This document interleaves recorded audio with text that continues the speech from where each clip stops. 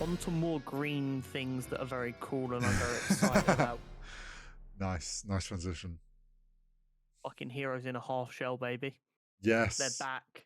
Oh my god, this is the best trailer for pure hype I've watched in potentially a year and a half, if not longer. The trailer is very good. The art style is so good. Have you seen some of the voice actors involved in this?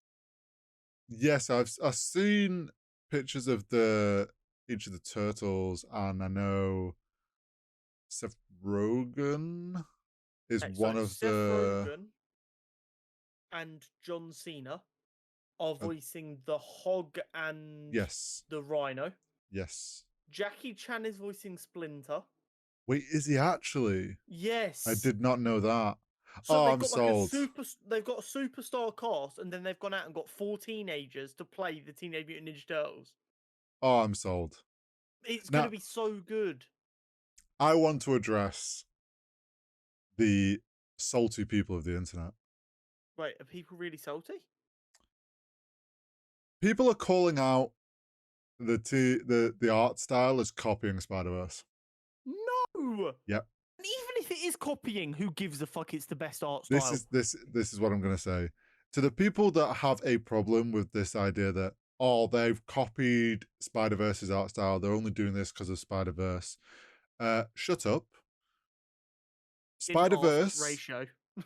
As with anything of it, this has been an age-old thing in animated. It's like, it's the Pixar style. They're just copying Pixar style. They're copying Disney style. Like, it's these animation and VFX studios always are looking for new techniques and new, like, pushing styles and pushing different techniques of, like, things.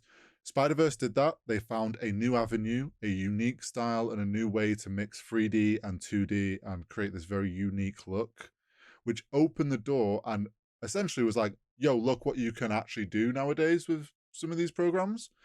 To which other studios have gone, wow, that is a very cool style, and we did not know we could do that. Sure, we want to make something in that style. But also, I don't even think it's that much of a copy. No, it's still different. What Spider-Verse did that was truly groundbreaking was I can't remember what they called it, but essentially they drew it how you would draw a comic book, painstakingly every frame. And what that actually allows for is it allows for mistakes and lines not being perfectly straight, which gives it a feel, which is what they wanted, which is why they did it that way. These guys have done the same thing, but you've got to remember, because it's all properly hand-drawn, it physically can't be the exact same style.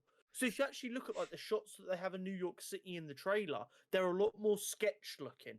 Well, yeah, they've used similar techniques across the software to do this whole brushstroke onto 3D. That's all it is they've taken that tech has been figured out and how to be used, and they're just using it. So, like in a lot to the of people the that have been trailer, the salty, background looks just, I don't want to say blurry because it's not, but it looks like a sketch of a background. They've it doesn't approached look like it background in matters that much. It's a similar style, which is hand-drawn comic over 3D. But they've done different things. Like Spider-Verse did, the way they did their backgrounds is they put chromatic aberration on it. Yeah. And then they did the whole frame rate thing, and they added in like the dot effect. This looks a lot more sketchy as it gets further away. They're going for a more sketch style than like these very specific comic book things. It looks like really good fan art. Yeah. It's just, it looks like a really cool style, and the people that are trying to be like, oh, they've stolen it, they just need to show up. Like, yeah, I know it's probably a loud minority, but I saw it, and yeah, I think people need to, once again, with everything that seems to be the running theme on this podcast, is people need to just enjoy shit and stop trying to pick it apart for being a copy or bad in different ways. Exactly. The trailer looked fun as fuck. they got the energy so right. Like the scene Yes. with like the watermelon in the trailer. It's like, wait, Yes. why is it have to be the chase? It's like, hey, shut up! You're gonna break my concentration, Donatello. She's like, he's gonna die. Yeah, It's just perfect. they've nailed the teenage energy, which we all remember from the old Teenage Mutant Ninja Turtle stuff, but they've put it in a more modern setting with like the idea of videoing on phones, like all doing this shit for like YouTube or whatever. And then like there's the moment where he fucking Raphael throws his I forget what those Sigh, daggers are called. sigh. But sorry, and it lands in his leg, and he's just freaking out. And then they're like, "Oh my god, is there any blood? Why is it still in my leg?" Like, just exactly what teenagers would be doing if one of them and accidentally got stabbed. They would all just be like, wouldn't know what to do. Yeah, Oh, I'm so ready for it. It looks great. yeah. And I love the art style for it. But I've always loved Teenage Mutant Ninja Turtles, and like one of the easiest ways to show why I love it is that although it seems a bit like, I don't know, gimmicky, it's very well thought out. So like if you look at the characters, Mikey's got nunchucks because he's erratic and can't concentrate. And if you Mm-hmm. don't concentrate with nunchucks, you're gonna hit yourself in the fucking head. Yep. So you've got to concentrate while using them. Raphael's got size, which although they're seen stabbing someone in this, as far as I know, size aren't actually sharp.